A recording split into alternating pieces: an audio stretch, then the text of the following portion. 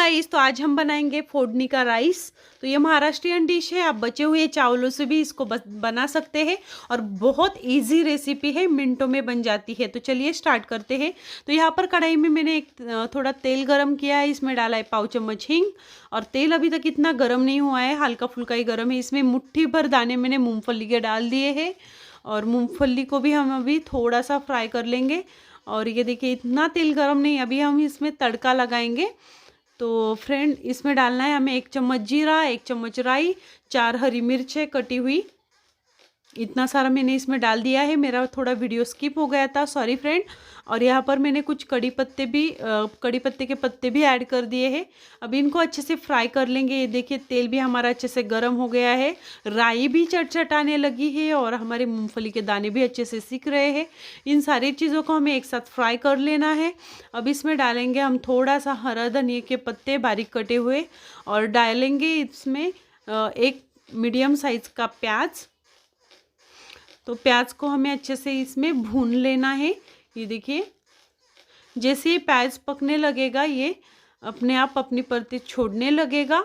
अब इसमें जाएगा आधा चम्मच नमक। नमक डालने से प्याज जल्दी पक जाता है और प्याज को एक अच्छा टेस्ट भी आता है। तो हमें इसे अच्छे से मिक्स कर लेना है, फ्राई कर लेना है। आप देख सकते हैं इसका प्याज का कलर चेंज हो गया। इसमें डालेंगे आधा चम्मच हल्दी।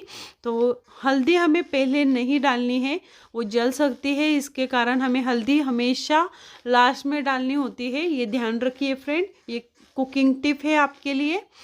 अब हल्दी को भी हम अच्छे से फ्राई कर लेंगे। ये देखिए, हमारा सारा मसाला फ्राई हो चुका है। अब इसमें जाएगा कुक्ड राइस। जो वाइट राइस हम बनाते हैं, कभी कभी बच जाता है तो उसका आप इस तरह से नाश्ता भी बना सकते हैं।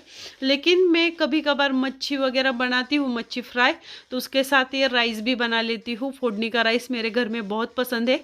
तो ये राइस में शाम के 4-5 बजे कुक करके रखती हूँ। 1-2 घंटे में ठंडा हो जाता है और उसके बाद मैं फोडनी का राइस बनाती हूँ। तो ये सारे राइस को हमें मिक्स करना है।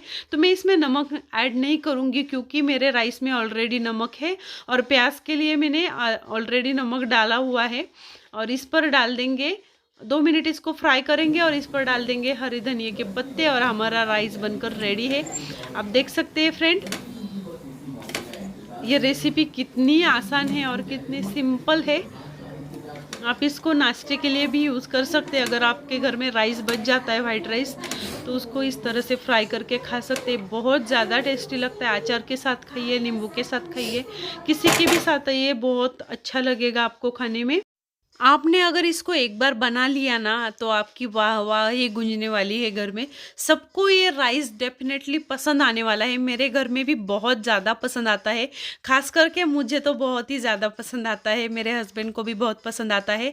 नींबू के साथ तो ये अल्टीमेट टेस्ट देता है। तो फ्रेंड, एक बार ज़रूर ये सिंपल डिम्पल वाली फोडनी का राइस वाली रेसिपी ट्राई करके देखना और मुझे कमेंट करके बताना ना भूले।